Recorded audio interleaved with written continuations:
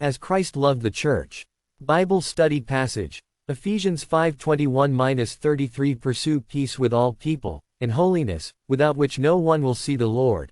Looking carefully lest anyone fall short of the grace of God, lest any root of bitterness springing up cause trouble, and by this many become defiled.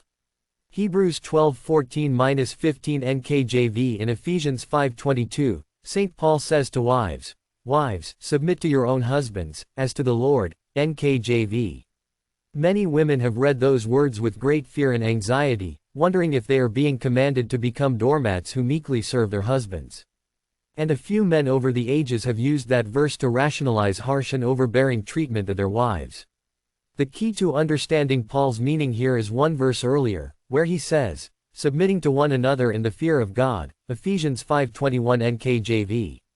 In other words, the overriding principle for a great marriage is mutual submission, a man and woman willingly, joyfully, obediently putting the needs of their spouse before their own needs. Just think how the state of marriage today would be enhanced if more couples would submit to one another. But Paul doesn't stop there. In verse 25, he says, "Husbands, love your wives as Christ loved the church and gave himself for it." We all know how much Christ loved the church. He willingly died for his beloved. So where do you start to love your wife like this, to build a fabulous marriage? First and foremost, remember that love is a decision, not just a feeling. Decide today to speak and act with courtesy, kindness, affection, respect, and integrity. It's true that actions follow attitudes, but just as often actions go before attitudes. If you want to feel more in love, act more in love.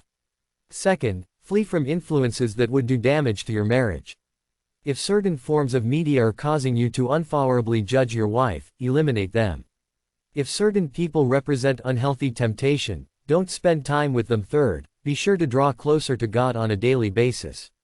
The more you love God, the more you are able to love your spouse. May your soul and your wife's soul be changed for the better as you seek to love her extravagantly.